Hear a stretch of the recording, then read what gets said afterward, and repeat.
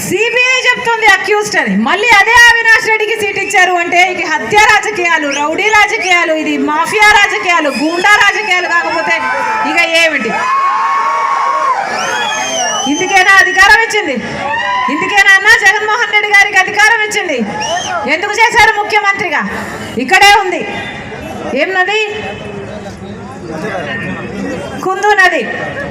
కుందు నది ఓవర్ఫ్లో అవుతుంది ప్రతి సంవత్సరం అని జగన్మోహన్ రెడ్డి గారు 5 సంవత్సరాల క్రితం వచ్చి ఇలాగే మైకు పట్టుకొని ఏం చెప్పారు?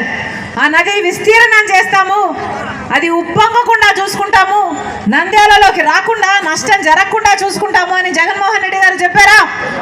మీరు నమ్మారా? మీరు ఓట్లేసారా? అయిందా అన్నా? మరి ఎందుకు వేయాలన్నా వీళ్ళకు ఓట్లు? మొత్తం ఔటర్ రింగ్ రోడ్ కడతానన్నాడు కదా జగన్మోహన్ రెడ్డి గారు, కట్టారా అన్నా? మరి ఎందుకు వేయాలన్నా వీళ్ళకు ఓట్లు? ఎన్ని మాటలు చెప్పారు, ఎన్ని కథలుగా చెప్పారు. రాజశేఖర్ రెడ్డి గారు ఎంత అభివృద్ధి చేశారు. రాజశేఖర్ రెడ్డి గారు వదిలి వెళ్ళేసిన ప్రాజెక్టులను కూడా కొడుకు జగన్మోహన్ రెడ్డి గారే పూర్తి చేయలేదు అంటే ఇంకా ఏమనాలి?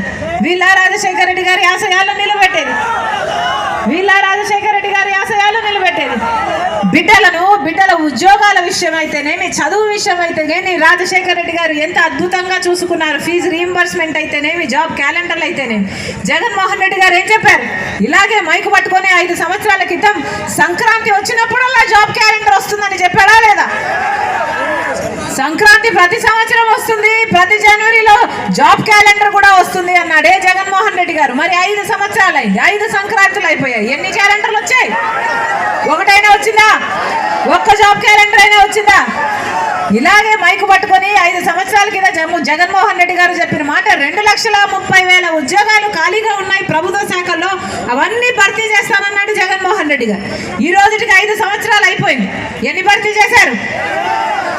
మళ్ళీ అదే 2,25,000 ఉద్యోగాలు ఈ రోజు వరకు కూడా ఖాళీగా ఉన్నాయి. మరి 5 సంవత్సరాల అధికారం ఇస్తే ఏం చేశారు? గుడ్డి గుర్రాలకు పళ్ళు తోమారా? గాడిదలు కాశారా? ఏం చేశారు? ఒక్క ఉద్యోగం కూడా ఇవ్వలేదు. 23,000 టీచర్ ఉద్యోగాలు ఖాళీగా ఉన్నాయని ఇలాగే మైకు పట్టుకుని చెప్పాడు జగన్మోహన్ రెడ్డి గారు 5 సంవత్సరాల క్రితం. ఆ రోజు చంద్రబాబు గారు 7,000కు నోటిఫికేషన్లు ఇస్తుంటే సిగ్గు లేదా చంద్రబాబు?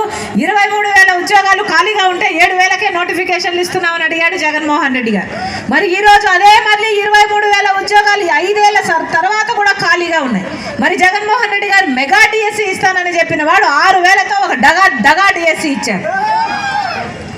5 సంవత్సరాల తర్వాత ఇప్పుడు ఎలక్షన్లు వస్తుంటే 2 నెలలు ఉన్నాయనంగా ఇప్పుడు 2 నెలల ముందు నోటిఫికేషన్లు ఇస్తే ఆ పరీక్షలు ఎప్పుడు జరగాలి?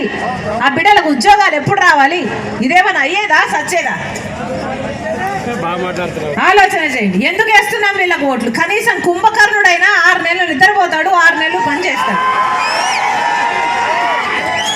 5 సంవత్సరాలు గడిచిపోయింది, ఉద్యోగాలే ఇవ్వలేదు. ఆఖరికి ఇప్పుడు ఇస్తే ఏం లాభం అన్నా? ఎవరికి వచ్చినట్ట ఉద్యోగాలు? 5 సంవత్సరాలు ఎవరికి కనిపించలేదు జగన్మోహన్ రెడ్డి గారు.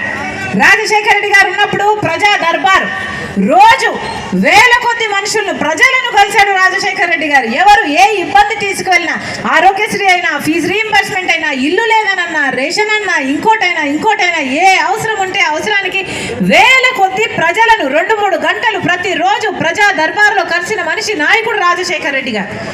ఎంత ప్రజల మనిషి రాజశేఖర రెడ్డి గారు అంటే ఆఖరికి రచ్చబండ చేయాలి నేను అని ముఖ్యమంత్రి అయ్యాక బయలుదేరి వెళ్ళి హెలికాప్టర్లో మరణించిన నాయకుడు రాజశేఖర రెడ్డి గారు. అంతగా కోరుకున్నాడు ప్రజల మధ్య బతకాలి నేను అని రాజశేఖర రెడ్డి గారు. మరి ఆయన కొడుకు అనిపించుకుంటున్న జగన్మోహన్ రెడ్డి గారు ఒక్కసారైనా వచ్చారా? 5 సంవత్సరాలు ఎన్నికలయ్యాయి.